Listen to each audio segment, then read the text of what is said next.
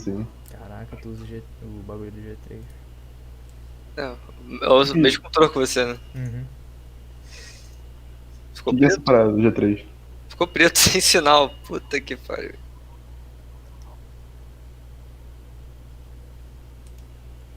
Peraí. Parou de reconhecer aqui. Você parou de compartilhar, né? Ou vocês estão vendo alguma coisa? Não, estamos vendo o G3 aqui. Ah, tá vendo G3? Uhum. Pô, a televisão não tá mostrando pra mim. É porque deve ser no cabo mesmo, né? Gente, porra.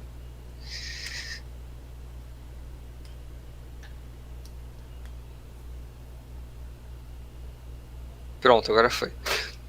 Vocês estão vendo G3 ou estão vendo o Lymph aqui? G3, G3. Tá. Estão vendo o Lymph agora? Agora foi. Beleza, peraí.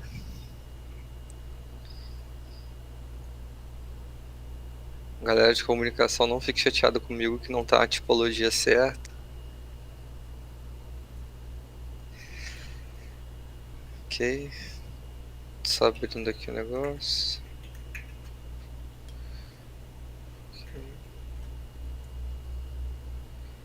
Show, tô vendo aqui o chat já e tô conseguindo mexer aqui na apresentação. Ok. Beleza. Então, gente, boa noite. Meu nome é Breno, eu sou todo. Não sei lá qual período de contabilidade, falta só monografia para mim agora. Eu tô bastante atrasado aí na faculdade em relação a tempo. Eu tô aqui na Liga já há 1 ano e meio, eu acho, ou 2 anos. Eu aprendi muito aqui na Liga com o pessoal. Atualmente eu trabalho como analista de risco de crédito no Itaú BBA.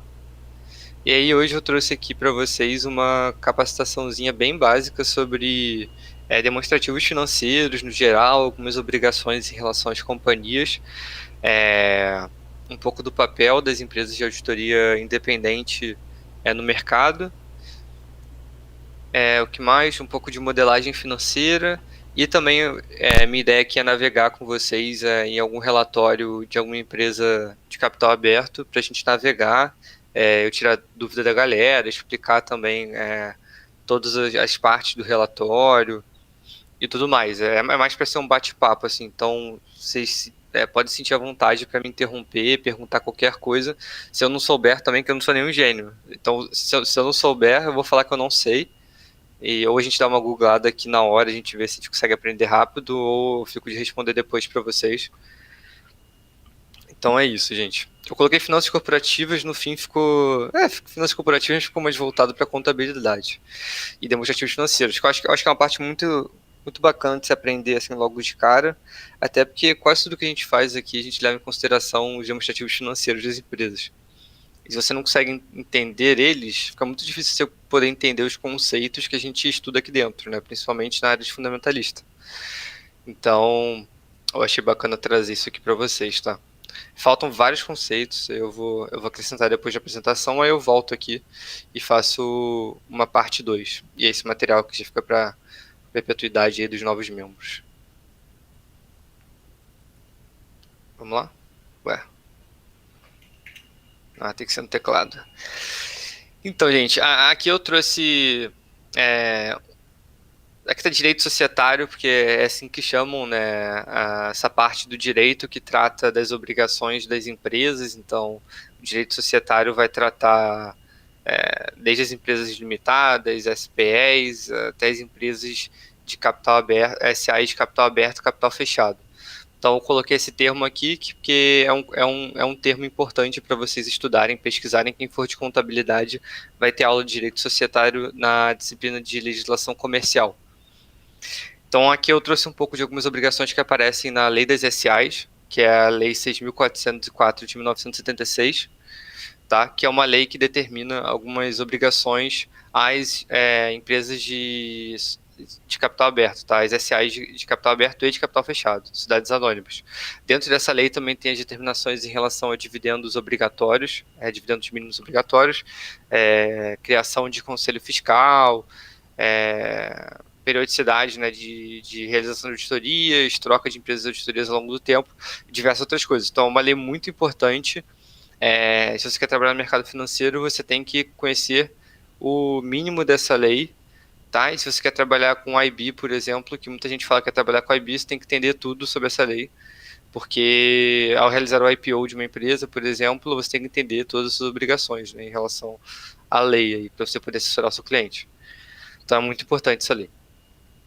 E junto com outras normas aí da CVM e tudo mais, que eu não vou entrar em muitos detalhes aqui. Então, aqui eu trouxe mais um foco em demonstrações financeiras, né, para explicar um pouco da parte contábil. Deixa eu ajeitar aqui um pouco. Ok. Então, as demonstrações financeiras obrigatórias para publicação, né, de companhias de capital aberto, aqui lembrando que eu vou estar falando sempre de companhias de capital aberto, tá? Se a gente tratar de companhias de capital aberto com pouco faturamento, pouco PL, ou de companhias de capital fechado com pouco faturamento, pouco PL, ou até de capital fechado em si, as obrigações vão ser diferentes. Então aqui eu estou trazendo obrigações relacionadas às empresas que a gente está mais acostumado a ver. As empresas que vocês acompanham na Bolsa, Rapvida, Petrobras, Vale e etc. Então, quais são as demonstrações financeiras obrigatórias para a publicação dessas companhias? São o balanço patrimonial, a demonstração do resultado do exercício, demonstração do fluxo de caixa, notas explicativas, demonstração do valor adicionado, que eu não vou entrar nesse mérito aqui, demonstração dos lucros prejuízos acumulados. Essas são demonstrações básicas para você entender as movimentações da empresa de um período para o outro e também para você poder analisar essas empresas, tá? Não é à toa que são demonstrações obrigatórias. Eu vou passar entre cada uma delas depois para explicar melhor e tudo mais, mas aqui eu já queria exaltar um detalhe, né? Aqui a gente vê com obrigatoriedade da demonstração dos lucros prejuízos acumulados, que é DLPA, mas na verdade tem que ser no teclado. Mas, na verdade, esse relatório não é publicado, tá?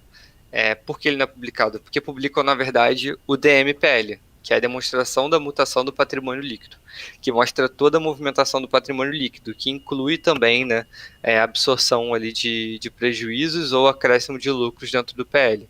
Então, aquele relatório entende-se que está incluso aqui dentro do DMPL, então por isso que você, assim, dificilmente vai achar alguma empresa que publique esse relatório em específico. Normalmente eles vão publicar só o DMPL. Tá? É mais completa que a outra, por isso que é essa daqui que as empresas publicam. Então, em relação à obrigatoriedade, né, da publicação de demonstrações financeiras, elas são obrigadas a publicar todo fim de exercício, então, o que também é chamado de ano fiscal.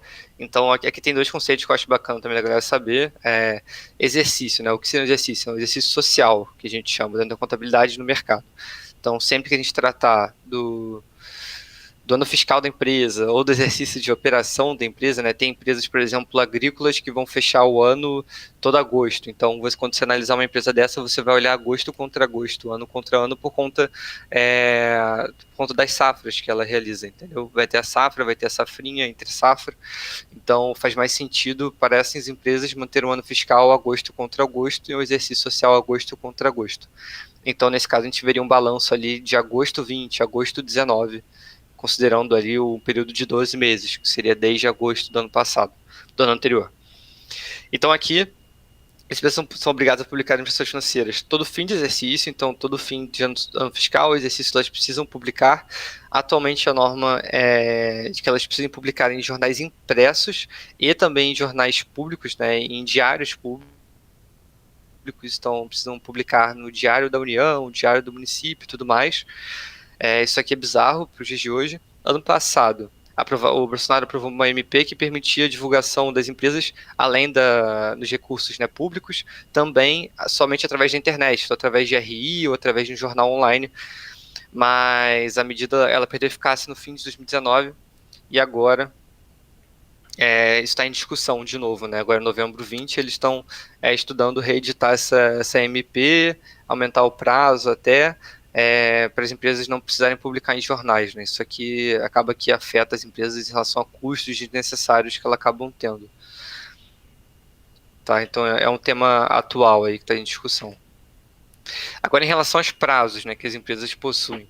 Então, a gente está considerando uma empresa em que ela tem um exercício social de 12 meses, né, que pode ter mais de 12 meses ou menos, e ela fecha todo dezembro de cada ano. Então, aqui no caso, ela fechou a atividade dela, né, o exercício social dela, o ano fiscal dela, no dia 31 de dezembro de 2000x0.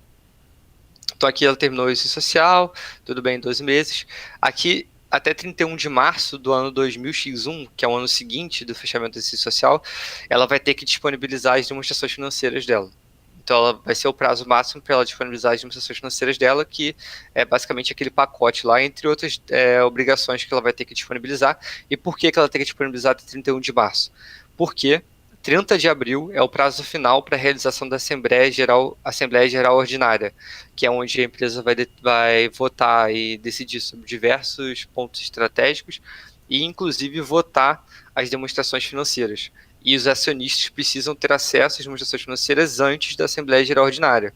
Então, aqui, qualquer acionista vai poder votar, né? Aquele famoso poder de voto, né? Quando a gente aprende lá a diferença entre ação preferencial, ação ordinária, é aqui que você vai usar esse seu poder de voto aí na votação, né? Então, aqui a gente vai ver a Assembleia Geral Ordinária, e ao longo do ano vocês devem acompanhar o jornal, vocês já devem ter visto várias vezes que tem várias AGEs, né, que são convocadas, que são as gerais extraordinárias. Então, a ordinária e a extraordinária, elas possuem determinações diferentes, né? Elas buscam determinar temas diferentes. Então, dependendo do assunto,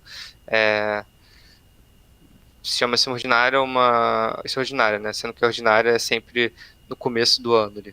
Então, se vocês quiserem determinar coisas de uma extraordinária, dentro dessa AGO, vão ter que convocar uma AGE junto com uma AGO e colocar na convocação que vai ser no mesmo local e mesmo horário e mesma data. É que vai ficar meio confuso, mas é isso. Então, aqui eles 15 dias antes, né, convocam os acionistas, aí 8 dias antes eles convocam novamente, tem uma segunda convocação, e aí eles realizam aqui no máximo até dia 30 de abril, né? Eles podem convocar antes também, sem problemas, tá? Só que as DFs têm que ser disponibilizadas 30 dias antes da data da GO. Aqui eu botei uma observação bacana também, porque a gente sabe que as empresas não publicam somente, né, informações anuais, então não publicam somente os DFPs, que são as demonstrações financeiras padronizadas, que é o que a gente encontra no RI das companhias. Tem muitas que divulgam também as ITRs, que são informações trimestrais, que é basicamente a posição da empresa ali no trimestre, né, e divulgam também o balanço, o DRE do trimestre e tudo mais, e junto com toda aquela papagaiada de apresentação sell-side dos resultados. Então, aqui a regra de apresentação trimestral é que elas precisam publicar aí até no máximo 45 dias depois do fim do trimestre. Tá. É isso, aqui a AGO então é composta pelos acionistas da empresa, né? E é responsável, entre outras obrigações, por votar as demonstrações financeiras. Aqui na AGO, além dos acionistas, também vai um representante da auditoria independente, vai membro da administração, mas assim, eles não vão para votar, né? Eles vão para tirar dúvidas. Mas é uma reunião ali bacana. Então, agora falando um pouco dos demonstrativos contábeis, né, eu acho que é importante que todo mundo entenda o que aparece nos demonstrativos e saiba interpretá-los da forma correta. Então, aqui a gente está falando de um balanço patrimonial, né? O que é um balanço patrimonial? O balanço patrimonial ele mostra basicamente a posição do patrimônio da empresa. Então, aqui a gente vai conseguir ver todos os direitos da empresa, que são os ativos, e todas as obrigações da empresa, que são o passivo, e aqui no patrimônio líquido a gente vai conseguir ver o capital próprio da empresa. Tá? E isso aqui é um relatório que mostra a posição das obrigações, direitos e do capital próprio. Então, quando a gente olha aqui 30 de junho de 17, 31 de dezembro de 16, a gente está vendo quanto que tinha de saldo nesse dia. Então, não é uma média do período, não é uma movimentação, é o quanto que tinha nesse dia. Então, por exemplo, nesse dia a empresa tinha R$ 105.745 de disponibilidade. Tá? Que aqui no caso são aplicações de curto prazo e caixas e relacionados. Então, beleza. Isso é só para explicar que é um relatório que é uma posição, então é uma foto da situação da empresa. Aqui o balanço patrimonial ele é separado em ativo, passivo e patrimônio líquido, né? Como eu já separei entre direitos, obrigações e capital próprio. Aqui na parte de direitos tem uma outra separação, que vai ser entre ativo circulante, que são todos os direitos, né, realizáveis, que é outro termo que a gente usa bastante no mercado. Então, direitos realizáveis no curto prazo, ou seja, até o próximo ano fiscal. Então, se a empresa tiver um ano fiscal de 12 meses, aqui eu vou contabilizar todos os direitos dos próximos 12 meses, tá? Aqui em caixa, por exemplo, aqui eu só vou conseguir colocar como disponibilidade do circulante, aqui tem uma regra diferente, né? Aplicações financeiras de até, eu posso estar errado aqui, mas acho que até 3 meses de liquidez. O restante eu teria que colocar, por exemplo, em realizável a longo prazo. Mas, tirando essa exceção, aqui vai ser tudo em referente à realização dos direitos para os próximos 12 meses para o próximo ano fiscal. Depois vem o ativo não circulante, que é separado entre vários outros segmentos, né? Então aqui primeiro a gente tem o realizável a longo prazo, que é praticamente um circulante, só que a longo prazo. Então você pega a mesma definição e considera após 12 meses, né, após um ano fiscal à frente. Então aqui vai estar contabilizado tudo que a empresa espera realizar mais de um ano à frente. Então se tiver uma aplicação financeira a longo prazo, vai estar aqui. Se a empresa tiver investimento em ação, por exemplo, e for realizar a longo prazo, vai estar aqui também e tudo mais. Beleza. Não vou entrar muito em detalhe nas contas, que vai ficar confuso. Aqui é na conta de investimentos. Aqui vão aparecer todos os investimentos da empresa em outras companhias, nas subsidiárias dela, tá? Investimentos em terrenos, investimento a longo prazo em terrenos. E também eu falei ação aqui, eu falei besteira, tá? E aqui também vão aparecer algumas aplicações financeiras em ações de longo prazo, assim, um caráter mais especulativo. Vão aparecer aqui na parte de investimentos, tá? Aqui em imobilizado vai aparecer todo o ativo imobilizado da empresa. Então, quando a gente fala ativo imobilizado, a gente está pensando em máquinas e equipamentos, em terrenos, né, que a empresa não detém somente para valorização e especulação, terrenos operacionais mesmo, que eles estejam preparando para alguma operação, carros, veículos, todo o patrimônio assim, bruto que a empresa utilize na operação dela, tá? Aqui no intangível vai ser a mesma coisa que o imobilizado, mas vão ser os ativos intangíveis, né? Então, enquanto que aqui a gente tem um ativo tangível, que vai ser um carro, vai ser um prédio, vai ser uma máquina, que vai ser intangível. Então, vai ser direito de uso de marca e tudo mais, tá? Ganhos futuros que você pode ter com uma aquisição sua, um ágio. Então, todos os direitos intangíveis para o futuro da empresa. Beleza, aqui imobilizado ele deprecia ano a ano, mês a mês, né? Então a gente vai ver isso no DRE, que aparece lá a despesa com depreciação. Essa despesa é originada aqui no imobilizado. E a gente também vai ver a amortização, que é originada aqui no intangível, tá? Então aqueles saldos de depreciação e amortização são originados aqui, que a gente entende que o mobilizado vai depreciando ao longo do tempo, e o intangível também, os direitos que você tem aqui, eles vão amortizando ao longo do tempo, conforme você vai usando esses direitos, tá? Então aqui embaixo tem o total do ativo, é um valor importante, que nem o Antônio falou na outra capacitação.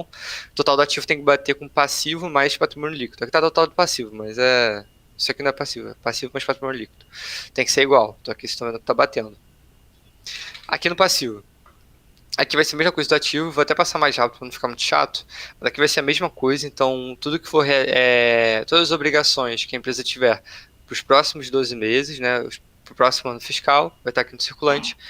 No não circulante vão ser todas as obrigações que a empresa tiver para após 12 anos para frente, né? Então, mais uma visão de longo prazo. 12 anos mais ad infinito, vai estar aqui em não circulante.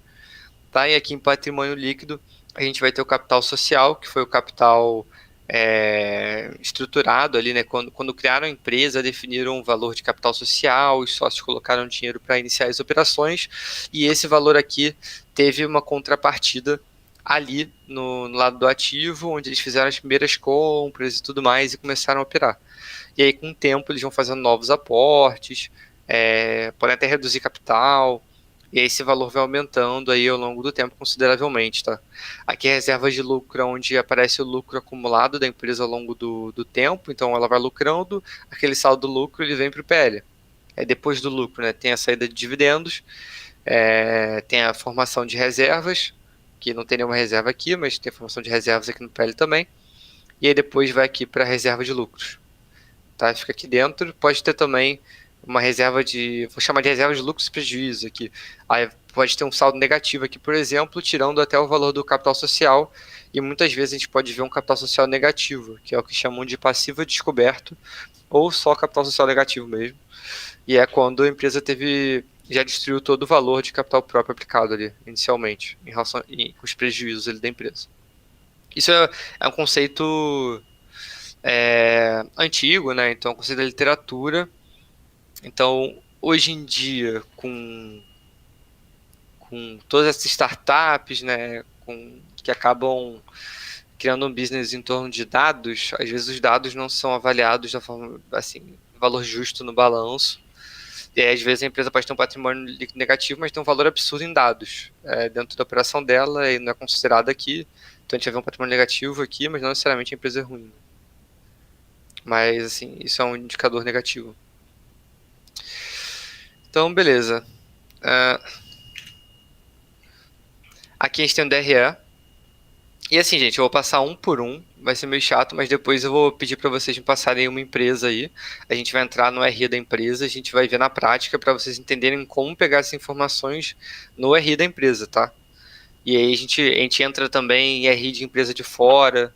Eu já pensei aqui numa empresa da Espanha, por exemplo, a gente dá uma olhada para a gente ver as diferenças entre um relatório e outro, tá? Porque tem as suas diferenças.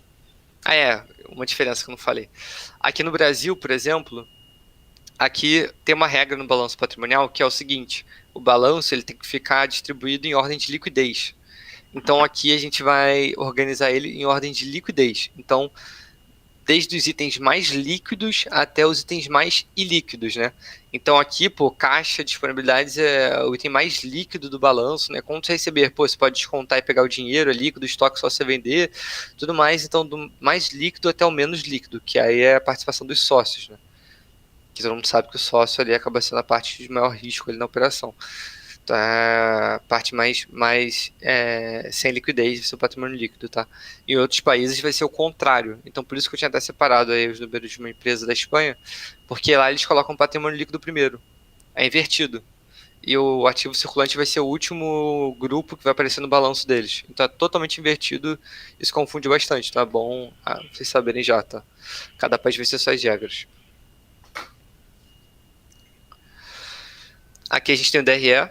Então, o DRE ele vai ser distribuído em receita bruta, menos impostos sobre vendas, devoluções, descontos, tudo mais, que a gente vai chegar em receita líquida. Então, sempre que a gente for estruturar, né, algum indicador de margem, por exemplo, a galera sempre me pergunta de margem. Então, você vai calcular a margem de EBITDA, margem EBITDA. Você vai calcular a EBITDA, conforme que as linhas do DRE e a fórmula assim, que você já conhece. E aí vocês vão colocar em cima de receita líquida de vendas. Não vai colocar em cima de receita bruta. Toda a margem que vocês pegarem, vocês vão considerar aqui receita líquida. Então, margem líquida vai ser o quê? Receita líquida. Margem bruta vai ser o quê? Vai ser na receita líquida.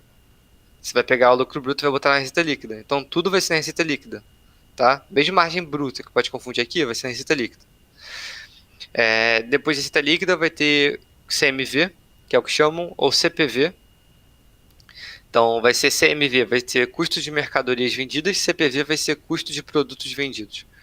Tá? Mas é a mesma coisa, então aqui são os custos, tem várias técnicas de mensuração de custos e tudo mais, mas eu não vou entrar aqui em detalhes porque é chato. E isso é um tema mais quem faz contabilidade vai ser obrigado a aprender. Mas é um tema chato. Então aqui tem os custos, depois dos custos a gente vai chegar no lucro bruto, depois do lucro bruto a gente vai chegar aqui nas despesas da empresa. Tá? Então vão ser despesas operacionais, despesas financeiras, despesas com depreciação, aqui tem até uma equivalência patrimonial. Então é basicamente isso. Aqui a gente vai ver despesas com vendas, despesas gerais administrativas, despesas com impostos, despesa com depreciação pode estar tanto aqui como em custos. Então tem depreciação que é contabilizada dentro de custos e tem depreciação que é contabilizada aqui fora. Então sempre que você for calcular a depreciação da empresa, você tem que pegar as duas, você tem que abrir custos lá no nossos aplicativos para ver se tem depreciação ali dentro e considerar que é depreciação de despesas. Vão ter outras despesas, né, operacionais, ou outras receitas ou despesas, né? Se é comum ter uma linha ali com uma linha menos representativa, né? Inclusive, aquela empresa. Qual o nome daquela empresa que falou que tinha o Buffett como sócio, mas não tinha? Alguém lembra? O IRB. De seguros? Qual é o nome? IRB. Isso, a IRB. A IRB ela contabilizava aqui em outras receitas operacionais a receita de shopping, sendo que não é uma atividade operacional dela, né? Ela tinha lá, pelo que eu me lembro, né, ela tinha lá alguns imóveis e ela contabilizava a receita de aluguel dos imóveis como se fosse uma receita operacional, então aumentava a geração de caixa operacional dela dentro do EBITDA. E na verdade não deveria ser considerado isso, né? Porque não é a atividade core dela, ela é uma resseguradora. Tem por que teria considerado como operacional, seria uma receita não operacional. Então também vai ter uma linha aqui de outras receitas e despesas não operacionais, que não está aparecendo aqui, mas tem. Equivalência patrimonial. Isso aqui vai ser basicamente. Aí é foda de explicar isso aqui. Mas vai ser um ganho não caixa ou uma perda não caixa que vai aparecer no DRE, que é basicamente a variação do PL das empresas que você está investido, das suas empresas investidas de um ano contra o outro, aí, de acordo com a variação aí do seu balanço e tal, do valor dessas empresas. E aí você vai contabilizar aqui esse ganho que vai direto no PL contra a linha de investimentos lá no ativo. Tá? Mas isso aqui não tem efeito caixa porque você está simplesmente, você não está recebendo dividendo, você está contabilizando o aumento de valor da empresa no seu balanço. Fala aí. Breno, a gente pode contabilizar aí nessa linha a questão de variação, por exemplo, de ações de empresas, por exemplo, alguma holding tem parte em uma empresa de ações, aí variação trimestre contra trimestre entraria aí na equivalência patrimonial? Não. Ah, tá. Tipo, seria só se tipo, o PL todo fosse na empresa, boa parte do mundo. Não via ação. Isso, é porque tipo. Não, você não vai considerar não, tá? Vão ter dois tipos de você calcular investimento. Vai ter valor justo, vai ter custo de aquisição, desculpa, e vai ter equivalência patrimonial. Equivalência patrimonial, você vai fazer essas avaliações, né, todo ano, que você vai fazer a avaliação do REP, que é o resultado de equivalência patrimonial. Aí você coloca a variação do PL das empresas que você tem investido, mas você só vai fazer isso com empresas que você tem 30% ou mais de participação. As outras empresas, você vai colocar na sua linha de investimentos o seu custo histórico, tá? Entendi. Seu custo histórico. Mas assim, isso em uma empresa normal. Tipo, uma construtora que tem suas subordinadas lá. Aí você vê o balanço individual dela, não vai ver o consolidado, né? Porque ela vai consolidar, vai ver o individual e vai ter lá o saldo na equivalência patrimonial no investimento. Vai ter lá o nome das empresas e o valor. Aquele valor vai ser referente ao PL das empresas. Agora, se você for olhar uma empresa de participações, tipo a Monteiro Aranha, que eu já olhei, mas eu não lembro como é que é. Eu não sei como é que é contabilizado, tá? Porque eu sei que a Monteiro Aranha tem participação em empresas de capital aberto aí que tem uma flutuação grande na bolsa. Então eu não sei como que é contabilizado, mas eu imagino que seria contabilizado também dessa mesma forma no REP, tá? Okay. E aí, porque aí você vai contabilizar no REP, e aí conforme você vai realizando, você contabiliza a diferença. Entendi. Tá? Se você vender ação e a empresa tiver a maior, você vai contabilizar esse ganho, e se você vender e a empresa tiver a menor, você vai contabilizar essa perda. Mas até essa realização você não faz nada. É que nem no seu capital social. Seu capital social, você vai ter ali suas ações, né, dos sócios e tudo mais, parte vai estar negociada em bolsa, das ações diferentes do capital social, mas ali vai estar contabilizado o custo histórico. Então, se eu abrir uma empresa com R$1.000 e ela está valendo 1 milhão, no meu capital social vai estar R$1.000. Entendeu? Mas no mercado vão estar negociando a 1 milhão. Aí, a partir do momento que eu, por exemplo, emiti, sei lá, eu criei R$ 1.000 de 1.000 ações. Eu quis emitir mais 500 ações na minha empresa, eu vou emitir mais R$ 500.000 a mercado e eu vou contabilizar R$ 501.000 no meu capital social, entendeu? Entendi. Beleza, entendi. É. Então aqui, beleza? Aí isso vai dar um lucro operacional. Aqui, aqui é bom separar, né? Despesas operacionais, das despesas financeiras e das não operacionais, né? Então vai ter, às vezes, linhas de outras receitas e despesas não operacionais que fogem um pouco da sua operação. Então, por exemplo, quando você for calcular um EBITDA, é uma boa prática você não considerar despesas e receitas não operacionais, porque você está querendo enxergar a geração de caixa operacional da sua empresa, né? Dependendo do seu objetivo. Mas normalmente você vai fazer isso. Tanto que normalmente quando você enxergar algum EBITDA de alguma casa, não vai estar só EBITDA, vai estar EBITDA ajustado. Porque eles ajustam tirando os itens não operacionais. Aí aqui a gente tem receitas e despesas financeiras, que podem aparecer juntas aqui abaixo, ou separadas, normalmente vão aparecer separadas, vai ser resultado financeiro, vai ter essa separação aqui entre as duas. A gente vai ver isso no RI. Receitas financeiras vão ser as receitas financeiras das aplicações feitas pela empresa, então se a empresa tiver muito caixa ali, porra, é uma empresa que tem uma política de manter R$ 7 bilhões em caixa. E ela tem pouca dívida. É capaz que, tipo, as receitas financeiras superem as despesas financeiras de dívida de todo investimento que ela tem, aí fica um valor positivo, isso não é um problema. E aqui em despesa financeira, basicamente, o custo que ela tem com dívida, tá? E uma coisa importante. Primeiro eu vou terminar. Aqui tá aqui, ó. Receitas não operacionais, eles separaram operacionais e não operacionais, né? Depois vão ter os impostos que vai ser o IR e o CSLL, que vai ser em cima do... Quando a gente calculou em algum modelo, né? A gente calcula em cima do NOPAT ali, mas esses impostos são calculados em cima do lucro real, que a gente chama. E eu repito, quem quer trabalhar com IB tem que entender de contabilidade fiscal e tem que entender do lucro real, todos os benefícios fiscais que uma empresa pode ter em uma fusão, em uma aquisição e tudo mais. Então é importante entender essa parte fiscal. Se você quer trabalhar com IB. Trabalhar com qualquer coisa no mercado financeiro é importante saber, mas com IB é muito importante. Porque às vezes o benefício que a empresa vai ter com uma aquisição é só a parte fiscal. Então você tem que entender toda a essência, né? Então aqui seria em cima do lucro real, que é um lucro que considera o lucro contábil aqui da empresa, mas realiza várias adições e reduções, como por exemplo, o lucro real ele não considera despesas com brindes e promoções ali feitas a funcionários. Então, se você teve aqui 100 mil de despesa, você vai pegar o lucro final e vai adicionar 100 mil. Então você vai pagar mais imposto, no caso.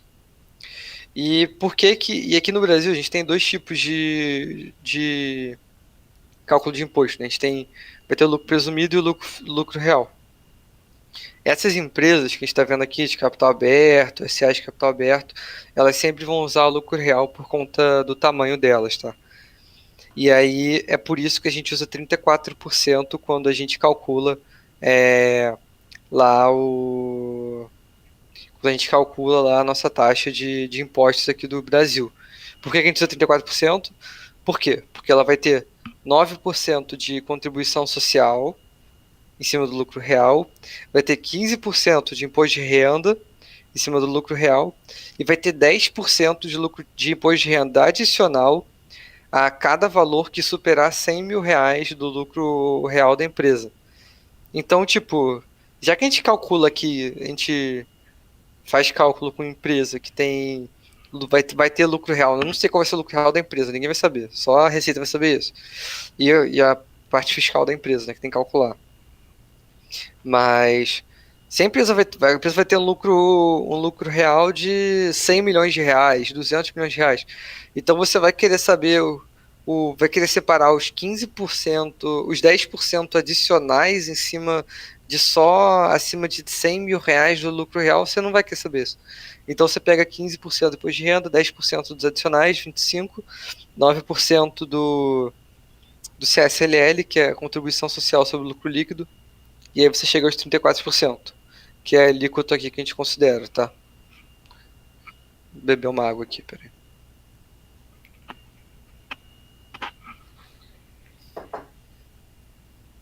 E aqui vai ter participação de funcionários, né? Que vai ser outra despesa aí que a empresa vai ter, mas que é merreca, porque o funcionário não vai receber porra nenhuma, quem vai receber são os acionistas. E aí chega aqui no lucro líquido. Isso aqui é besteira, tá? Mas vai chegar no lucro líquido. Então, beleza, chegou no lucro líquido.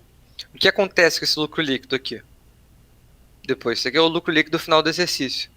Para onde que vai esse valor? Alguém sabe responder?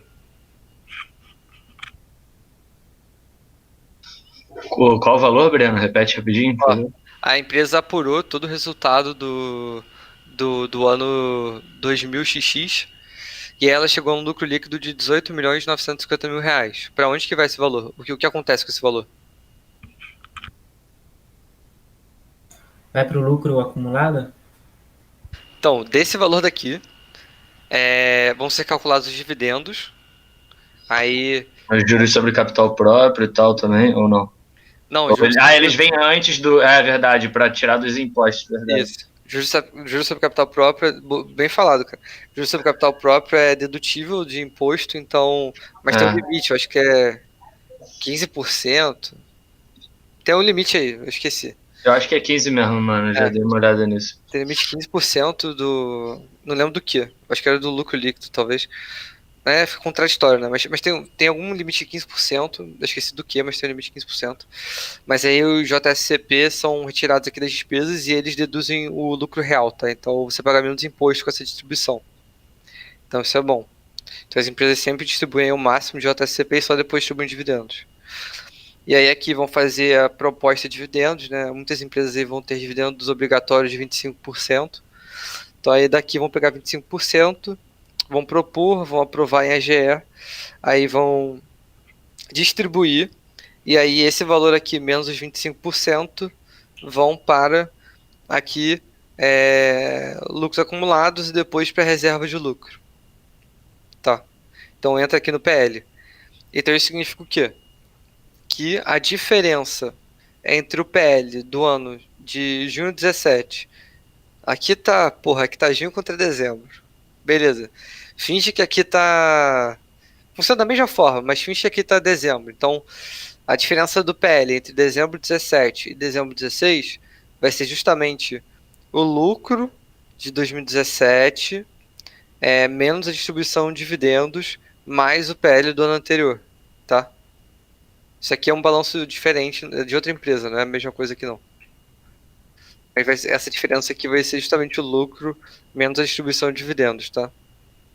E aí vão entrar outras questões de resultados abrangentes, head accounting, mas eu não vou falar disso. Então, considerem isso como uma verdade. Tá?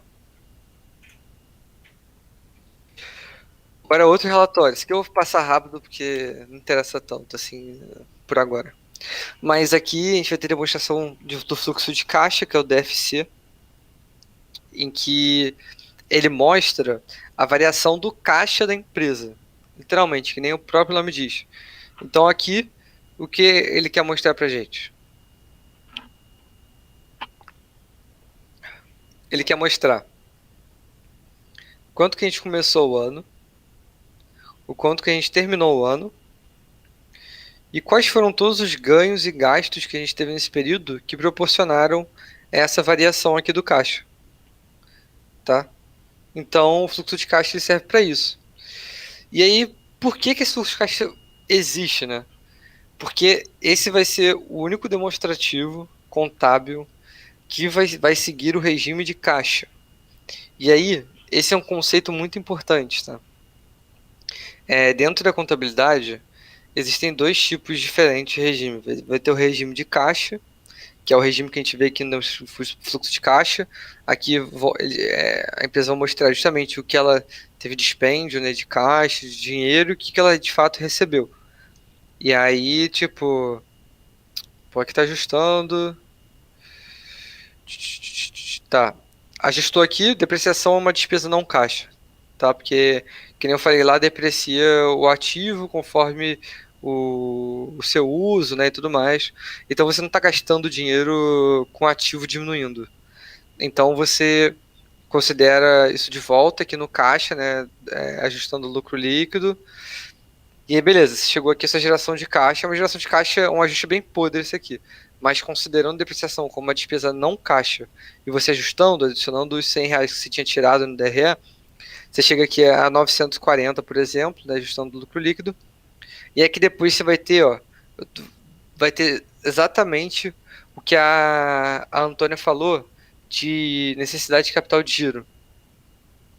Então, a NCG, que é a necessidade de capital de giro, ela vai levar em consideração basicamente a conta de clientes, que vai ser aqui duplicatas na receber, vai ser a conta de clientes, vai levar em consideração a conta de estoques, a conta de fornecedores e a conta de impostos. Vai ser basicamente isso, que vão ser as contas operacionais da empresa, tanto no ativo quanto no passivo, tá? Com exceção de alguns setores e tudo mais e algumas outras situações. Despesas administrativas também, variação dessas despesas, né, do balanço, também vão entrar aqui dentro da NCG, mas porque fazem parte da operação da empresa. Mas aqui justamente vai entrar o quanto que foi gasto e quanto que foi recebido com cada item da NCG, e aí no fim, somando tudo, você chega até o seu delta NCG, o quanto que você consumiu ou quanto que você gerou de caixa nas suas atividades operacionais. E aí depois tem o caixa gerado pelas operações, que é a geração de caixa, mais menos NCG. Vai ter depois o caixa dos investimentos, que aqui vai ser onde vai entrar o caixa consumido, né, ou gerado na parte de CAPEX, depreciação. Peraí que estão me ligando um segundo. Alô?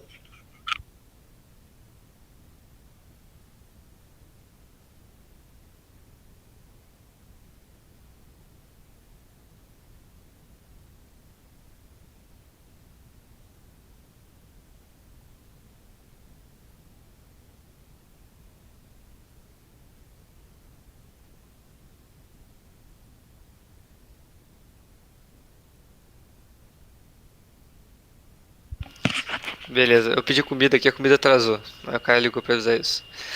Mas aí tem o fluxo de investimentos, que é onde vai aparecer toda a variação de CAPEX. Então aqui vão aparecer as aquisições que você realiza, né? Todo imobilizado que você comprou. Até se você vendeu o ativo, vai aparecer aqui também no fluxo de investimentos.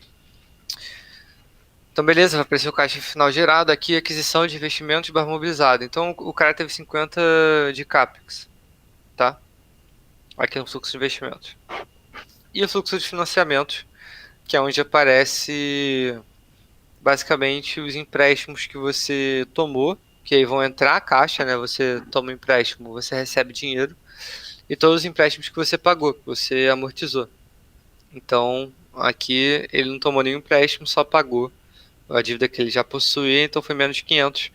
Aí no fim, já que esse é um demonstrativo que leva em consideração o regime de caixa, né, tudo que você gastou no período, você vai somar fluxo das operações, não tem o total aqui, fluxo das operações, tá aqui, fluxo das operações, o caixa inicial, o caixa gerado mais as operações, 1.100, menos os investimentos, 50, menos os financiamentos, 500, aí você chega aqui no 550, que foi o caixa gerado nesse período, aí você soma com o caixa anterior de 700, você chega ao caixa atual, tá, que é o final do exercício atual, que é basicamente o caixa final do exercício anterior, mais todas as variações do ano, tá, que você teve. Aí por que eu estou falando, dando tanto detalhe, né, falando que isso aqui segue o regime de caixa? Porque o DRE segue o regime de competência. Então, por exemplo, aqui a empresa vendeu 20,9 milhões de reais. Vocês acham que a empresa recebeu isso tudo? Não necessariamente. A empresa ela pode, por exemplo, vender a prazo. Então ela pode vender a um prazo de 12 meses. E aí boa parte desse saldo daqui está contabilizado no balanço, aqui na parte de contas a receber. Mas já foi reconhecido. Por quê? Porque quando a gente segue o regime de competência, que é o que o balanço e o DRE seguem, a gente contabiliza e considera aqui os itens conforme um fato gerador. né? Então na contabilidade tem muito isso de fato gerador. Então aqui um fato gerador foi a venda, você emitiu uma nota fiscal, você tem um fato gerador, você vai contabilizar isso. Até para pagar imposto, né? Então o governo quer que você contabilize logo para você pagar imposto em cima daquela sua venda. Mas não necessariamente está recebendo agora. Entendeu? Então, isso aqui está contabilizado lá, você vai receber só depois. Então aqui a gente consegue ver aqui na fluxo das operações toda a variação aqui, quanto que você recebeu, ou quanto que você está financiando o cliente, né? Quanto que você deu a prazo a mais em novas vendas para os clientes. E aqui no caso, por exemplo, está menos 600, não é porque você perdeu aqui R$ 600 nos clientes, mas porque você vendeu mais e vendeu a prazo. E aí, em vez de receber, você está financiando mais os clientes ali, tá? Então, você vendeu, por exemplo, mais 600, só que a prazo você não recebeu. Então, isso é importante saber, tá? Que aqui é competência e aqui é caixa, tá? E também é importante saber que lucro líquido é só um valor contábil ali, significa criação de valor, beleza, mas não é tudo, né? Então, não tomem decisões com base em manchetes de jornal relacionadas a lucro da empresa, né? Tá, que isso não é positivo. Até dar um exemplo bacana. A Vale, ela reconheceu, se eu não me engano, uma provisão aí, eu não acompanho a Vale, mas ela reconheceu uma provisão de, vou chutar um valor, 20 bilhões de reais. Meio que fazendo uma previsão de quanto que ela vai receber de multa de Brumadinho, né? Então, essa provisão, ela circula pelo DRE. Então, quando você provisiona algum saldo desses, né, você circula aqui como uma despesa, e aí depois entra no passivo da empresa. Então, circulou aqui pelo DRE, a Vale ficou dentro do DRE dela com o lucro líquido afetado em menos de 20 bilhões de reais, e aí você vai ver os jornais, tem lá várias manchetes. Vale tem o lucro líquido de um prejuízo de 15 bilhões de reais, não sei o quê. Mas é a provisão que ela fez lá, que é o valor que ela estima ter que pagar de multa, tá? Né? Que a operação dela foi destruída de uma hora para outra. E aqui o quarto e último demonstrativo que eu trouxe para vocês, eu não trouxe o demonstrativo de valor adicionado, não trouxe demonstração de valor abrangente, porque são mais complexas e não são relevantes para vocês. E eu também não uso muito esses demonstrativos no meu dia a dia. Então, para eu poder falar com uma certa propriedade, assim, eu só aprendi na contabilidade básico, na faculdade básica, então não me sinto muito confortável em falar sobre esse demonstrativo. Então, aqui o último demonstrativo do MPL, demonstração da mutação do patrimônio líquido. Como o próprio nome diz, ele visa mostrar as mutações, as mudanças que ocorreram dentro do patrimônio líquido num período. Então é aquilo que eu falei para vocês. A variação, eu até falei errado lá no começo, mas a lógica está certa, assim, precisa usar aquela lógica, mas tem outras variáveis no meio, né? Que a variação de um PL final seria o inicial mais lucro líquido menos dividendos, tá? Eu falei isso para vocês. Aqui na DMPL a gente consegue ver toda a movimentação que acontece dentro do PL da empresa. Então, dando um exemplo, aqui nas colunas a gente vai ter as contas do PL, e aqui nas linhas a gente tem todos os fatos geradores, né? Tudo que movimentou essas contas. Então, por exemplo, teve um aporte aqui na empresa de 15 mil reais, o capital social era de 77 antes, aumentaram em mais 15 mil reais, ficou no total de 92 mil reais, tá? A empresa tinha 3 mil reais em reserva de lucros, e ela absorveu aqui, dentro das reservas, o lucro do período, tá? Distribuiu 5.800 em dividendos, né? Em cima desse lucro aqui de 8 mil reais. E enfim, depois de toda essa mudança aqui, toda essa variação, você chega ao PL final, que vai ser o resultado de todas essas variações. Beleza. É que ela também comprou ação, colocou ação em tesouraria, por isso que fica menos 3 mil. E beleza, a gente passou por todas as demonstrações financeiras importantes. Ó, se tiverem alguma dúvida e não quiserem falar, coloca no chat que eu tô com o chat aberto aqui, então eu consigo ver. Mas a gente já viu ali todas as demonstrações financeiras, né? Então as empresas têm a obrigação de fechar as demonstrações financeiras até março do ano seguinte, publicar até março do ano seguinte para os acionistas e tudo mais. Mas aí você pensa, porra, a empresa vai lá, vai fazer a demonstração contábil dela, vai fazer do jeitinho dela, vai querer colocar, organizar da melhor forma possível para ela, né? Vai, por exemplo, calcular um valor justo de uma forma equivocada, vai usar uma taxa de desconto um pouquinho abaixo ali do esperado. Aí quando você vê, tá tudo manipulado ali o relatório dela e não vale de nada. Então, para isso que existem as auditorias. Então, quase toda empresa, né, com boa governança vai ter ali uma unidade de auditoria interna que vai fazer a auditoria da operação, né, internamente, mas também vai ter a auditoria externa, que são as famosas auditorias independentes, que são auditorias que vão auditar toda a operação da empresa, não só os balanços, os números, vai auditar também todos os controles internos das companhias, vai auditar até a auditoria interna, vai auditar a gestão, né, e tudo mais, vai testar todos os controles, vai fazer amostragem, né, fazer teste com amostras aleatórias, ver se a operação está tudo ok, e aí vai emitir um relatório com parecer de auditoria, né, chamado de opinião de auditoria. Então, a auditoria ela vai avaliar os números, toda a operação, os controles internos da companhia, junto com a empresa. É um trabalho que é feito em conjunto, né, obviamente. Então, a auditoria tirando dúvida, pedindo documentação e organizando os testes deles. No fim, eles emitem um parecer que é chamado de opinião da auditoria, onde a auditoria diz se coloca o nome dela em jogo, porque a auditoria responde solidariamente a confiabilidade desses números e emite um parecer, podendo ter 4 opiniões diferentes, que eu vou mostrar no próximo slide, tá? Qual é a obrigação da auditoria, né? Aqui, então, uma empresa de capital aberto SA, ela tem que ter uma auditoria, auditando os números dela.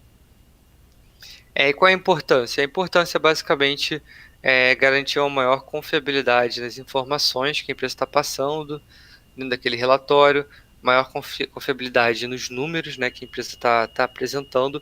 Então isso é muito importante não só para acionistas, para todos os stakeholders, então para todos os participantes ali do ciclo da companhia, né? Então, desde o fornecedor para fazer análise de crédito deles, desde a bancos para fazer análise de crédito deles e desde acionistas. E dentro do mundo de auditorias, a gente tem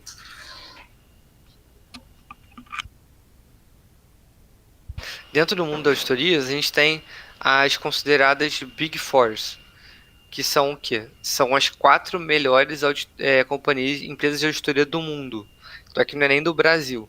Então aqui a gente tem a PwC, que é a Price Water... como é que é?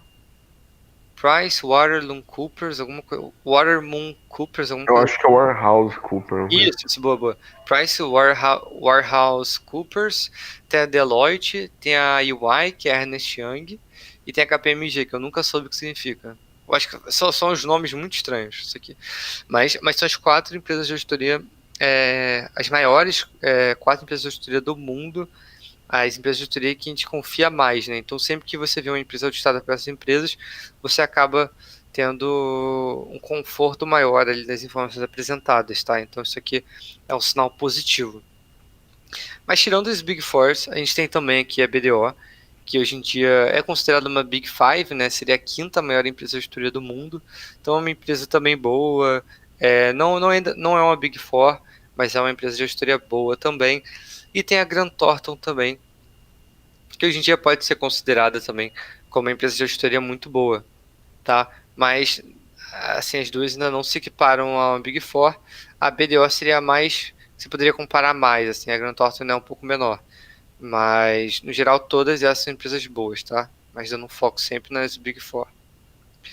E lembrando também que aqui eu estou falando de auditorias generalistas, né? Então, o que eu quero dizer com isso? É que aqui a gente está falando do tipo de empresa de auditoria que vai auditar Vale, vai auditar banco, vai vai estar no supermercado, tipo Carrefour. Mas, porra, você vai pegar um setor, vai pegar sei lá, uma cooperativa de café, que vai ter, assim, as normas vão ser todas diferentes, né, relacionadas a uma cooperativa, a lei que regula é diferente, a contabilidade fiscal é diferente, é totalmente diferente, você tem que ter um setor específico especializado em cooperativas. Hoje em dia as empresas já têm, tá? Mas existem outras empresas focadas no mercado, no setor agro, que acabam sendo equivalentes a Big Four, tá? Então, por exemplo, uma auditoria que audita algumas empresas rurais, né, alguns produtores rurais. É a Prado Suzuki, que é uma empresa que não estaria entre as maiores, é uma empresa muito nichada, ela audita normalmente só a empresa do setor agro, mas é uma empresa ok, então é considerado ok, não é uma boa, mas é considerado ok. Então, quanto mais você entrar em setores muito nichados, mais difícil vai ser de encontrar essas empresas, tá? Porque as empresas já estão acostumadas a ser auditadas por essas pequenas, que são especializadas nos setores e tal, e elas tendem a demorar a mudar, até porque essas aqui também,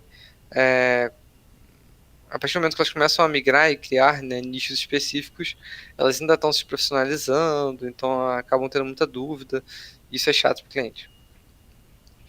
E assim, essas empresas de auditorias acabam acarretando em custos para as empresas, né? Então, as Big Four são muito mais caras que as pequenas. Então, muitas empresas acabam adotando as pequenas por conta do preço, mas é sempre preferível pegar uma Big Four. E aí, eu coloquei aqui embaixo um episódio muito famoso, né? Que eu acho que boa parte da galera que já conhece, porque direto falam aí no mercado, o BTG já falou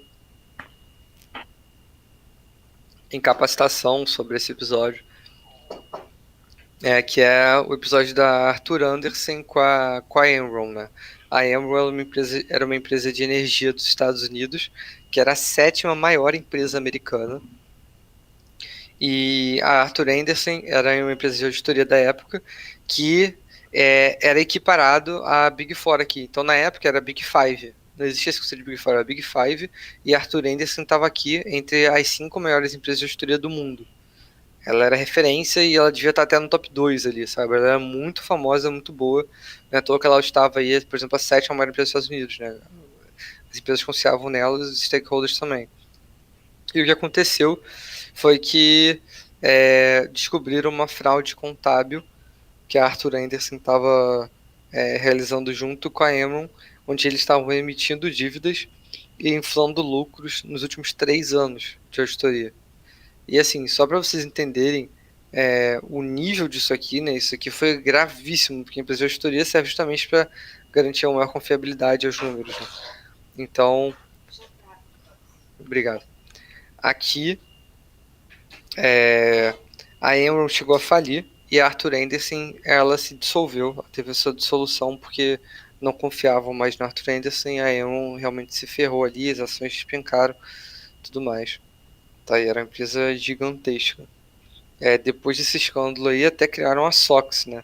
Que são regras de compliance e governança lá dos Estados Unidos que são muito rígidas, que elas servem justamente para evitar esse tipo de fraude. E aqui é um exemplo, né, do preço de uma auditoria.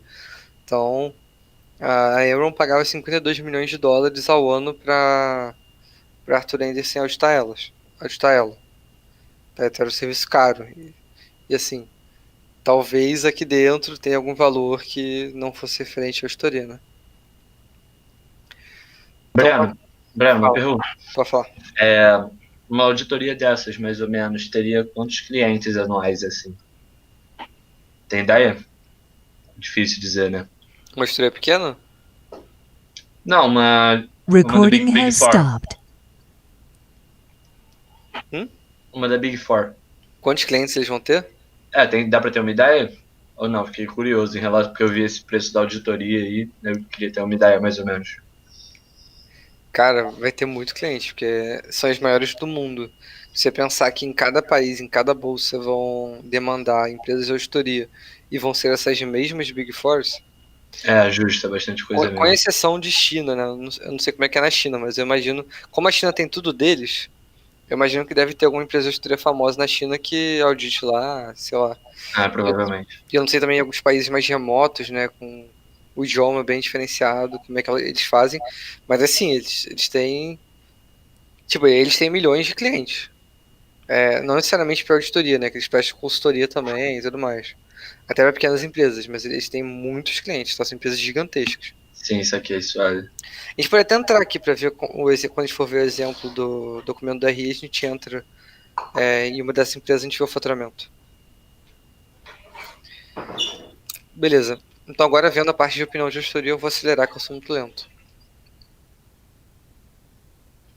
Eu botei um maisinho aqui. Pera aí. Rapidinho, é que parou de gravar, não sei se vocês perceberam. Eu percebi, eu vi. O bot grita bem alto, então se alguém conseguir gravar a partir daqui, Cara, eu tô conseguindo gravar aqui, tá tranquilo. show, show.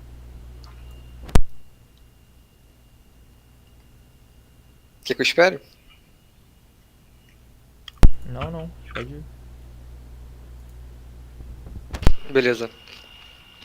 Então, aqui são os tipos de opinião, né, que um auditor pode ter. Vai variar entre essas quatro opiniões. A opinião sem ressalvas, que é a opinião que a gente está acostumado, mas a ver essas boas empresas, e é o que a gente espera ver no relatório contábil. Vai ter com ressalvas, quando o auditor tem alguma ressalva em relação à auditoria realizada, não tem uma confiança total ali do que foi apurado, uma adversa de abstenção. Para ser mais específico? Então aqui, seguindo o conceito técnico mesmo que aparece no CPC e tudo mais. Então, aqui aparece a natureza do assunto que gerou modificação. Então, a natureza pode ser tanto os números podem apresentar distorções, como os próprios controles, né, internos da empresa, incluindo os números, também podem apresentar distorções. Tá? E aqui seria o julgamento do auditor em relação a esses dois itens. Então, se o auditor ele encontrou demonstrações contábeis com distorções relevantes, mas de forma não generalizada, ou seja, distorções relevantes em um segmento específico ali dos números, e ele garante que não é generalizado, ele vai fazer uma opinião com ressalva, e vai ressalvar ali toda essa parte que ele considera que está distorcida, tá? Vai falar até das discussões que a auditoria teve com o cliente, porque às vezes a auditoria sugere algo, o cliente não acata, e a auditoria considera aquilo como uma distorção relevante, e coloca ali que foi sugerido à companhia, a companhia não acatou, não sei o que, explica por que ele está dando essa opinião. Agora, se ele dá uma opinião, se ele encontra as distorções financeiras, distorções, e é uma distorção relevante e generalizada, uma distorção total, assim, não tem como ele mensurar onde que está essa distorção, aí ele vai dar uma opinião adversa, e assim, a opinião adversa ele está dizendo que ele não concorda com o que está ali, ele não tem como concordar, não tem como dar um parecer, e ele discorda dos números que está aparecendo ali na... Ele tem como dar um parecer, né? Ele está discordando ali dos números que estão aparecendo, dizendo que tem uma distorção generalizada das informações da empresa, e é super grave, tá? Agora, se a empresa foi impossibilitada, né, de obter evidência em relação a algum setor da empresa, não conseguiu testar algum controle interno da companhia e tudo mais, ela vai dar uma opinião com ressalva, especificando, né, já não foi generalizado aonde que não conseguiu onde não conseguiu testar, tudo bem, mas tem que dar essa opinião com ressalva. Às vezes o acionista e o stakeholder vai dar uma olhada e vai falar, pô, essa área nem é tão relevante para a empresa, não importa tanto, mas vai estar lá a opinião ressalvada. E se a auditoria for impossibilitada de ter evidência da auditoria apropriada e suficiente, de forma generalizada, ou seja, a auditoria não conseguiu auditar, ela vai dar uma abstenção de opinião, e aqui sim ela não dá opinião, tá? Então, ela vai dar uma abstenção de opinião, ela vai dar opinião, né? Ela vai dar opinião em relação à abstenção de opinião, então ela vai se abster em relação à opinião que ela daria aos números daquela empresa, e vai dizer por que, né, ela está se abstendo. Então, são os 4 tipos, né, de opinião. Então, vai ser adversa, abstenção, com ressalva e sem ressalva. É importante saber. É. E agora, que nem a Antônia estava falando, né? Então, você pega o balanço e aí você transpõe os números para o modelo. Então, ela falou, né, que cada analista vai ter o seu modelo, você vai configurar do seu modo. Aqui no caso, isso aqui não é nenhum modelo de projeção. Isso aqui foi um modelo que eu fiz para o BTG Experience, que eu planilhei aqui o balanço da Localiza, só o realizado, depois eu planilhei o DRE da Localiza, o realizado, depois eu fiz o fluxo de caixa baixo, eu projetei aqui o fluxo de caixa, mas eu não quis mostrar porque eu tenho vergonha, porque tá tudo errado. Mas aí, isso aqui é um exemplo assim de um modelinho simples de DRE e balanço que vocês podem fazer. Então aqui eu juntei todas as contas de disponibilidade, né? Conta de clientes, outros NCG, então aqui eu consolidei todas as contas relacionadas a capital de giro que não possuem grande relevância, né? Então, vai ver aqui, representa 2% do ativo, então pouco importa, não tem problema ficar fechado aqui.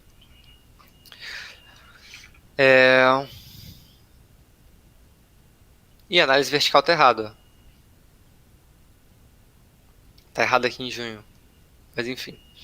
E aí fica muito mais fácil visualizar aqui os números da empresa, entendeu? Com cores mais atrativas, mais resumida, é muito mais fácil de ver. E no fim você consegue colocar os indicadores que você deseja para você analisar ali o comportamento da empresa ao longo do tempo, né? Que no caso eu escolhi colocar a liquidez corrente, que é um indicador de liquidez ali de curto prazo da empresa, que é só ativo circulante menos passivo circulante. Então aqui no caso ela melhorou a liquidez corrente entre junho 19 e dezembro 18, liquidez era um ponto de atenção na Localiza. Então aqui quanto maior melhor. Aqui tem o índice de... Eu esqueci, que isso aqui eu acho que é índice permanente líquido, em que você pega o patrimônio permanente e coloca em cima do patrimônio líquido, que é para você ver o quanto do patrimônio líquido que está financiando o curto prazo da empresa, né, que está financiando o giro fora aqui do ativo permanente. Aqui ela localiza integralmente o PL dela, financia o permanente dela, está imobilizado. Então, aqui a gente vê um valor alto, né, mas quanto menor, melhor, tá? Quanto menor, menos do PL está financiando ali o permanente. E por que quanto menor, melhor? E não colocar a conta inversa, quanto maior, menor? Porque você ganha mais escala. Se você quer avaliar um PL pequeno frente a um permanente relevante, se você fizer a conta contrária, as suas alterações ali de casos decimais vai ser muito menos sensível, né? Que é muito mais sensível, então você consegue ver as variações com uma facilidade. E aqui eu coloquei passivo sobre PL, então todas as obrigações aqui sobre PL para ver a alavancagem operacional geral do grupo e tal. Normalmente eu uso banco sobre PL, tá? Eu coloquei obrigações sobre PL aqui só por botar mesmo. Mas quanto menor, melhor. Quanto menor, melhor, que aí menos alavancada a empresa tá em relação às obrigações, tá? Aqui na Localiza faz sentido eu colocar obrigações. Faz sentido, porque o fornecedor dela vai ser montadoras, né? E montadoras se comportam como bancos. Então aqui seria ok usar obrigações sobre PL. E aqui eu coloquei 3 indicadores de capacidade de repagamento dela. Esses indicadores normalmente eu coloco abaixo do DRE, embaixo do fluxo de caixa, que nem eu vou mostrar no próximo slide. Eu trouxe aqui um modelinho do Itaú para vocês darem uma olhada, verem como é que fazem no mercado. E é engraçado que o do Itaú tem umas cores estranhas, né? E é super fácil de ver. Então, acho que vai ser tranquilo para vocês. Mas aqui tem, por exemplo, EBITDA sobre despesa financeira. Isso aqui mostra sua capacidade de pagamento de juros, né? É bom sempre ter esse valor alto. Dívida líquida sobre EBITDA, mostra a alavancagem. Então, o quanto de dívida que você tem contra a sua geração de caixa, quanto menor, melhor. Aqui ela reduziu a alavancagem e melhorou a cobertura de juros. reduziu a alavancagem estrutural também, reduziu a imobilização do PL e melhorou a liquidez de curto prazo. E aqui é a dívida líquida, que é basicamente a dívida líquida, que é a dívida bruta menos disponibilidade, né? Então reduziu a dívida total também, mesmo aumentando o ativo. Então aqui foi um cenário positivo para Localiza, tá? Por isso que eu quis colocar aqui o balancete de junho. E aqui o DRE, que eu só planejei o DRE, coloquei aqui, separei EBITDA, EBIT, mas só todas as coisas do DRE e eu escolhi separar dessa forma, não tem nenhuma receita de bolo. Você vai escolher desse jeito, o Itaú faz de outra forma. E aqui eu coloquei faturamento médio mensal, que é bacana também, já que a gente está vendo aqui um balancete, é legal que você vê aqui o faturamento médio mensal, o crescimento da operação na empresa, né? Então, se eu colocasse só 2018 e segundo trimestre 19 aqui, e YTD é year to date, tá? Que é ano até a data, digamos assim. Então aqui eu estou dizendo que é o segundo trimestre acumulado, então considerando o primeiro semestre. Eu não sei porque eu não botei primeiro semestre, seria mais fácil. Mas é que mostra, por exemplo, o aumento do faturamento, considerando mês a mês, né? Então é bacana ter essa comparabilidade aqui direta.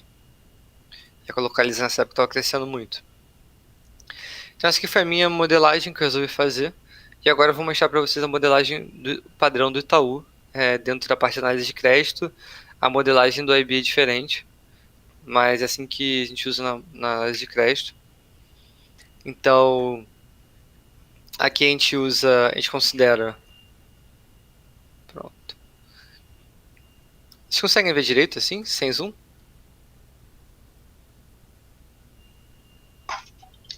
Tá suave. Tem que forçar muito de leve para ler esses percentuais aí menores, mas tá suave. Beleza. Então esse aqui é um modelo que a gente usa no Itaú, aqui aparece o nome do cliente, né? Aqui é a empresa de auditoria, aqui no caso é Grant Thornton, essa aqui é a Minerva. Eu não trouxe nenhuma projeção para não ter nenhum problema, porque é melhor. Aqui então é número realizado da Minerva. Esses foram os números que eu recebi quando eu fiz a minha prova para entrar na minha vaga. Então por isso que eu tenho aqui de fácil acesso. Então aqui tem toda a separação que nem eu fiz lá no meu modelinho, só que dentro das cores aqui que o Itaú, né, escolhe, né, para fazer. Então sempre que a gente coloca um balancete, a gente gosta de ver ano contra ano, para eliminar qualquer sazonalidade e conseguir analisar, né, de fato um ano contra um ano, outro ano da empresa. Bom, aqui são os indicadores que a gente coloca. O Itaú, a gente gosta de colocar CCL, que é uma liquidez corrente, só que em valores absolutos. Então, em vez de ser ativo circulante sobre passivo circulante, é ativo circulante menos o passivo circulante. Tá, então aqui a gente pega essa proporção meio que de cabeça, mas consegue identificar ali em valores absolutos essa variação ano a ano. A gente coloca a dívida líquida e coloca a dívida total sobre o PL. Então aqui a gente quer ver a dívida estrutural ali, como é que é a alavancagem estrutural, né? Quanto que ele tem de dívida contra o patrimônio líquido. E você vê que aqui na Minerva acontece aquilo que eu comentei com vocês, que é o PL negativo, que você pode chamar de PL negativo e pode chamar de passivo descoberto, né? Por quê? Porque o passivo é maior do que o ativo, literalmente. Tá. E aqui tem o DRE, então aqui em cima a gente coloca algum driver importante da empresa. Aqui na Minerva o driver importante é o dólar, então aqui a gente considera o dólar médio, né, porque a gente está pegando toda a operação do período, então a gente considera o dólar médio. O fim, né, o dólar final é o dólar médio, o fim normalmente a gente vai usar mais para o balanço, e aqui o médio mais para o DRE. Então o dólar é importante porque a Minerva exporta bastante proteína, né? Então é um driver muito importante aqui nos resultados da empresa, até porque se a gente vê uma variação positiva aqui, tipo, vendas líquidas mês, né? Faturamento médio mensal.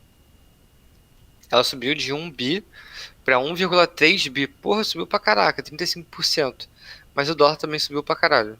Tá? O dólar subiu aqui 15%. Por aí. Um pouquinho menos. 12, 13%, tá? Então, todo esse crescimento aqui não foi necessariamente ocasionado por um crescimento operacional, né? Também teve uma influência do dólar ali nos números. E aqui você vê a ordem que a gente coloca lá no Itaú, então é venda líquida, CMV, a gente segrega aqui a depreciação tanto da despesa como do CMV em uma linha só, para a gente ter uma ideia aqui da depreciação. Até o da despesa a gente coloca aqui antes do lucro bruto. A gente chega no lucro bruto, tem despesas operacionais, que é SG&A, que eu esqueci o que significa, mas são despesas administrativas, despesas gerais, despesas com folha, são as despesas operacionais gerais. Aqui a linha de outros, resultado operacional. Aqui vem o resultado financeiro, tá? Então aqui vai ser o resultado financeiro pago pela empresa no período. Aqui vai ter o resultado financeiro não caixa, que isso aqui é referente a... Como explicar isso? Vai ser referente a ajustes feitos dentro do balanço por conta de variações em commodities, em dólar, em dívida dolarizada. Isso aqui vai ser em dívida dolarizada. Então, a variação de dólar que aumentou a dívida do balanço vai entrar aqui porque vai ser um resultado financeiro, uma despesa financeira não caixa, porque a empresa não está perdendo dinheiro com isso. Ela simplesmente contabilizou ali uma obrigação maior para o futuro, porque por conta da variação do dólar. Tá, então a gente segrega aqui o caixa e não caixa.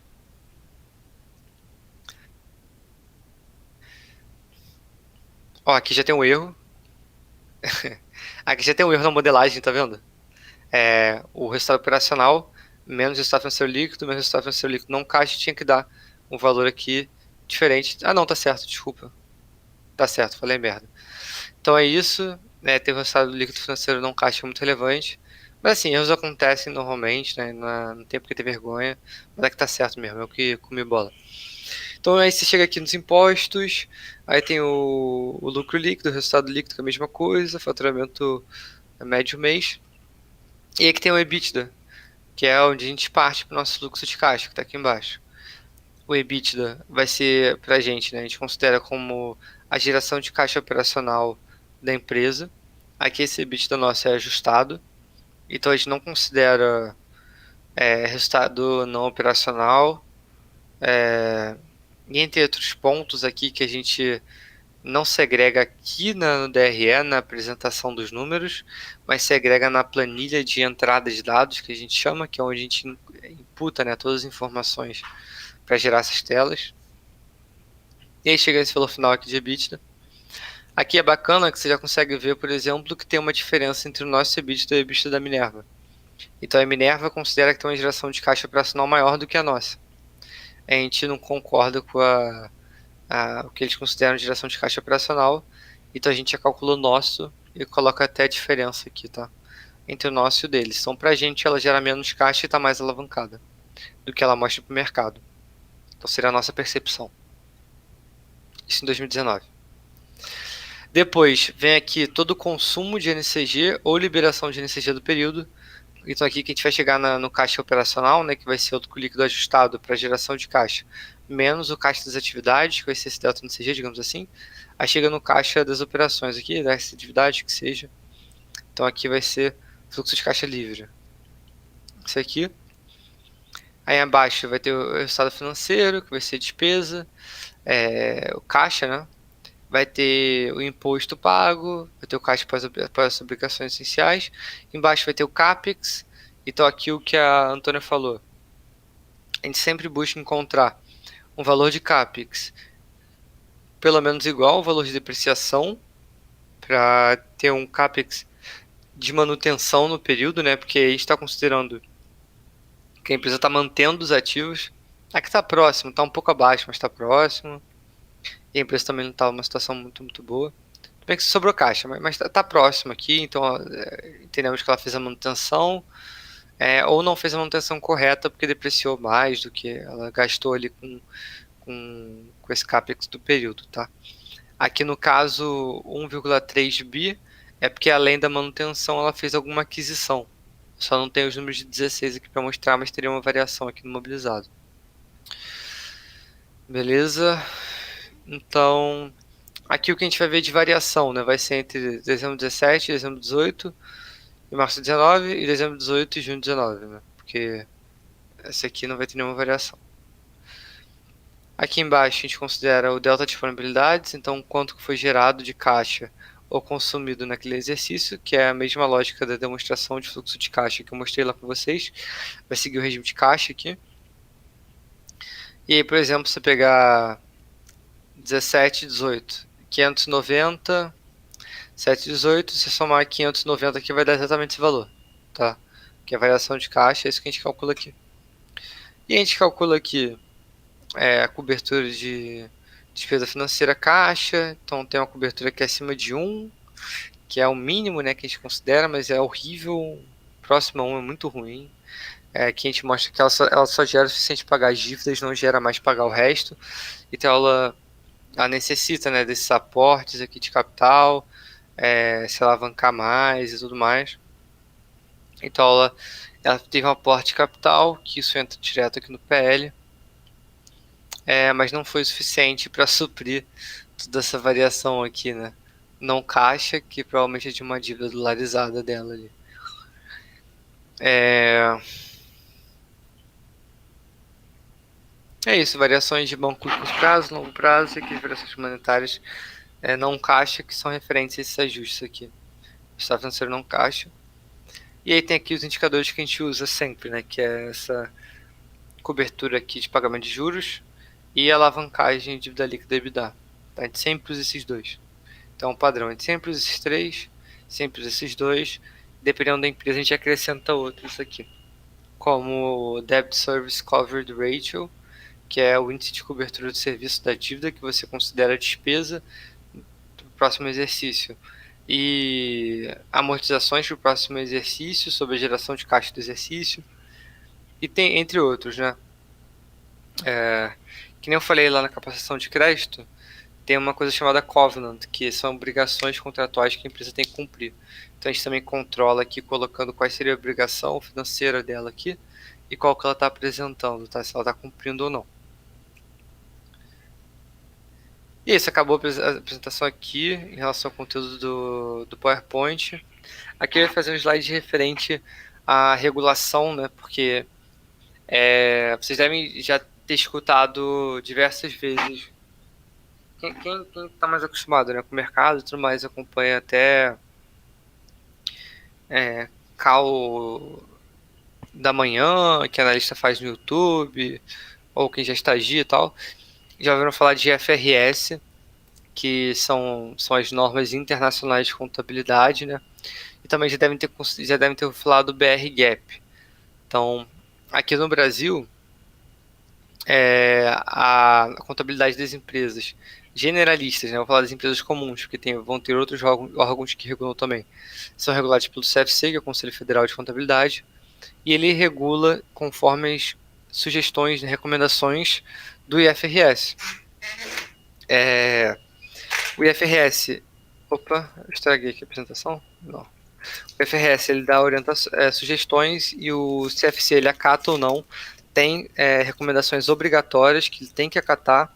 Tem recomendações que não são obrigatórias, então tanto essa questão da liquidez, né, do balanço, a ordem que aparece no balanço, a gente coloca diferente da Espanha e outros países. Isso daí são regras que o IFRS deixa livre, né, para o país decidir. Então a gente chama de BR GAAP as normas adotadas aqui no Brasil, que são uma soma do IFRS mais o CFC local. Então o nosso CFC. E o que significa BR GAAP? Significa Brazilian General Acceptable GAAP. Sei lá. Eu esqueci o G. Mas vai ser Brazilian General Acceptable. Eu acho que Patterns, talvez. Então, padrões geralmente aceitáveis, padrões brasileiros aceitáveis, né? Então basicamente isso, são os padrões contábeis brasileiros aceitáveis para utilização aqui em território nacional para as companhias do Brasil. E nos Estados Unidos vai ter o US GAAP, que é a mesma coisa para os Estados Unidos. Então as normas contábeis aceitas lá nos Estados Unidos. Então vocês vão ver aí o US GAAP, BR GAAP, IFRS ou IFRS, que a galera vai falar aí, né, para falar em inglês. E muitos lugares vão fazer modelos tanto em BRGAP como em FRS. E empresas que têm capital também lá fora, ou tem até ADR, né?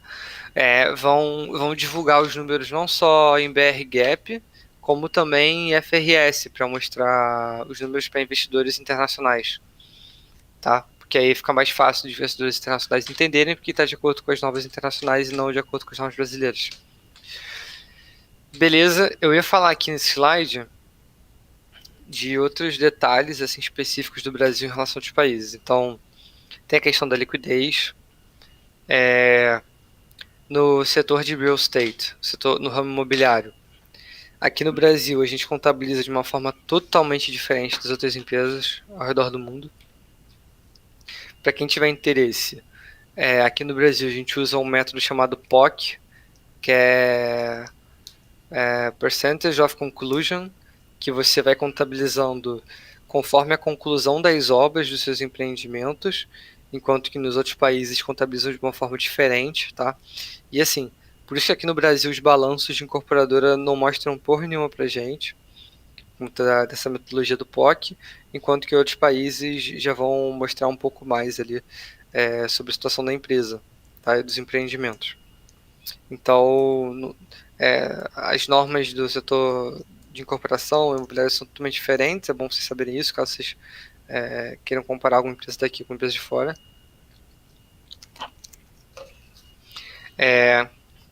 Plano de saúde, administrador de benefícios, plano de saúde, vai ter uma contabilidade específica regulada pela ANS, tá? Então vão ter contas como PEONA, entre outras, algumas provisões bem específicas que você vai encontrar nesses balanços e que é a ANS que determina o cálculo dessas provisões. Instituições financeiras. Você vai ter o Bacen regulando a contabilidade da instituição financeira através do COSIF. Eu vou abrir aqui o site com vocês, que é um plano de contas totalmente diferente desse plano daí, tá? Dessas normas aqui do BRGAP, né, generalista. Vai ter uma contabilidade própria, então que vai seguir normas do IFRS, mas voltadas para as instituições financeiras, para as IFES, e assim, não vai seguir os CPCs, né, vai seguir justamente a COSIF, que é o manual da contabilidade das instituições financeiras. Então, aqui na prática,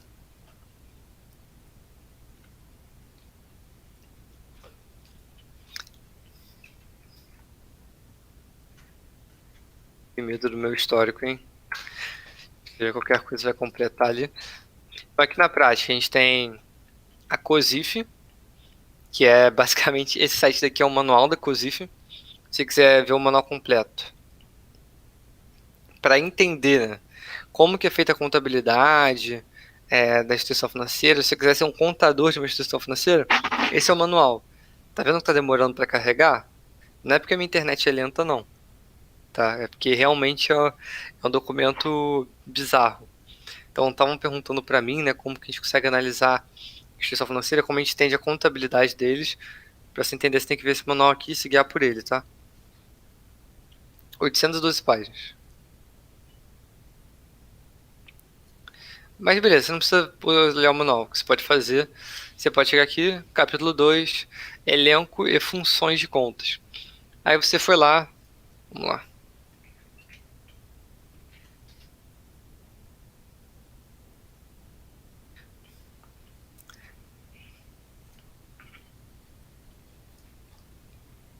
Aí o Itaú já publica em FRS. Beleza, tô aqui, ó. A gente chegou no balanço do Itaú. A gente chegou aqui no balanço do Itaú, aí tem aqui ativos financeiros, aplicações em depósitos interfinanceiros. Aí você pensa, porra, o que é isso? Eu vou em ativo, circulante, aplicações interfinanceiras. Você clica, vai aparecer todos os tipos de aplicações interfinanceiras, o que está incluído dentro dessa conta e o que significa cada uma delas. tá? Então você consegue, seguindo aqui, você consegue entender direitinho o que cada conta ali representa. Relações interfinanceiras, na verdade era relações, não era aplicações mesmo. Então aqui vai ter tudo, entendeu? Tudo que entrar nesse subgrupo aqui vocês conseguem ver aqui nesse manual, tá? Que os bancos estão contabilizando. Então, esse aqui é o COSIF, tá? É só botar COSIF no Google que vocês conseguem chegar aqui. Qualquer dúvida que vocês tiverem, só pegar uma coisa estranha aqui.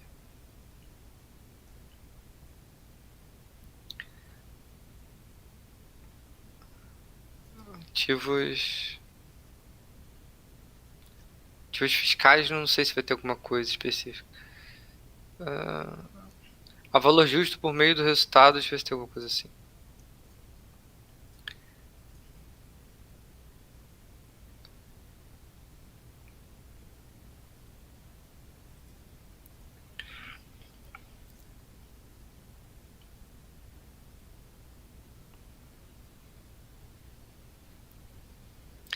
Vamos ver se tem algum subgrupo aqui.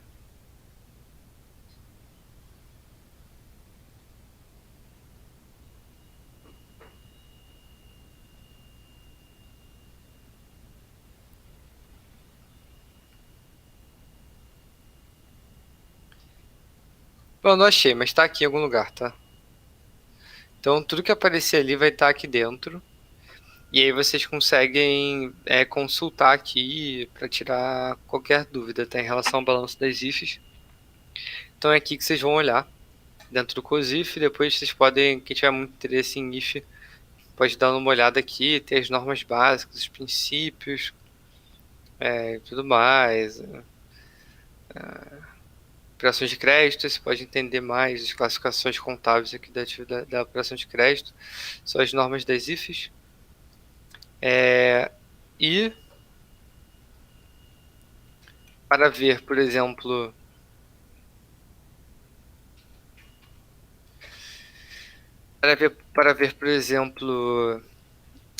as normas contábeis BR Gap, vocês vão pesquisar no Google CP6 contábeis, sei lá, vai aparecer aqui todos os pronunciamentos contábeis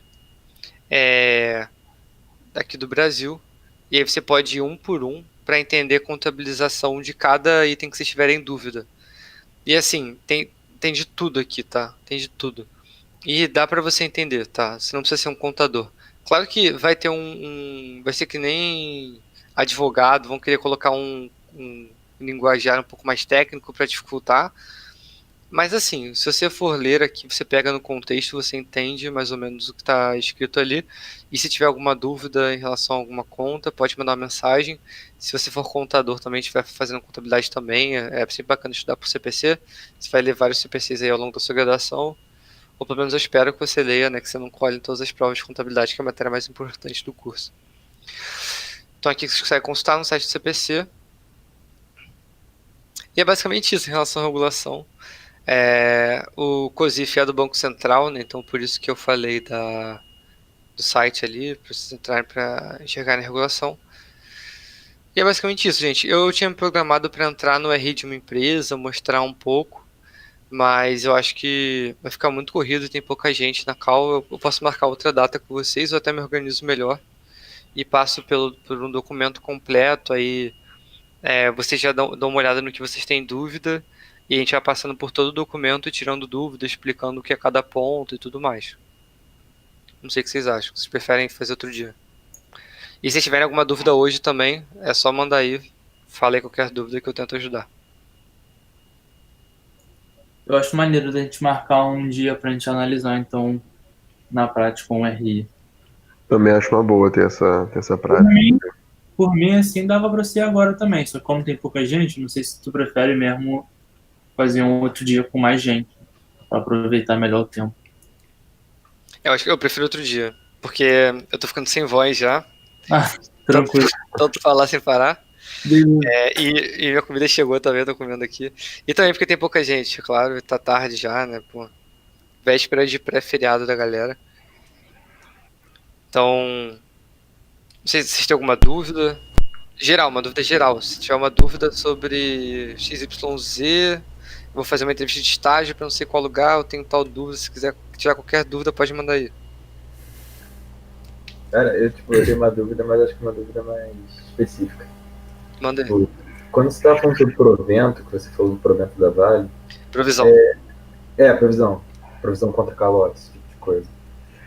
Que os bancos, eles fazem muito, né? Eles fizeram muito agora na crise. Eu queria saber, eu não sei se eu pesquei na hora, como é que eu consigo ver se eles estão, esse número no balanço, ou no demonstrativo, o que seja. Os bancos, Pode ser qualquer Então, tipo de empresa que tira isso. do lucro e coloca como provisão. Então, em empresa normal, empresa corp, eu vou separar aqui. É que nem no mercado, vamos chamar assim. Eu sempre vou falar no mercado, vou chamar assim, não é pra valorizar o meu discurso nem nada. É só pra, sempre que eu falei isso é porque eu tô mostrando um conceito que fala no mercado e pra vocês se acostumarem. Então aqui no mundo corporate, vai ser um mundo sem considerar IF, que vai ser regido pela CPC e tudo mais, a gente vai chamar de PSLD, que é perda esperada de clientes com liquidação duvidosa. Tá? PSLD. Ou PDD, que é perda de devedores duvidosos. É isso aí. Então, PDD era a definição antiga, hoje em dia é PSLD. Mas usam PDD ainda. Tá? Em banco vai usar PDD. E como é que é feito esse cálculo? Basicamente, eles pegam os clientes inadimplentes, né? E falando em empresa corporate agora, pegam os clientes inadimplentes, tem empresa que vai ter uma análise de crédito proprietária, então vai ter uma área de análise de crédito interna para analisar a capacidade de pagamento dos clientes, e aí eles fazem uma previsão do que eles esperam não receber desses clientes, né? De acordo com o rating, com o risco que eles atrelam a cada um deles, e também os saldos que já estão em atraso, né? E aí eles contabilizam, essa contabilização vai pelo DRE e tem como contrapartida uma conta redutora do ativo. Então ela reduz o saldo de cliente no ativo e entra como uma despesa ali no DRE.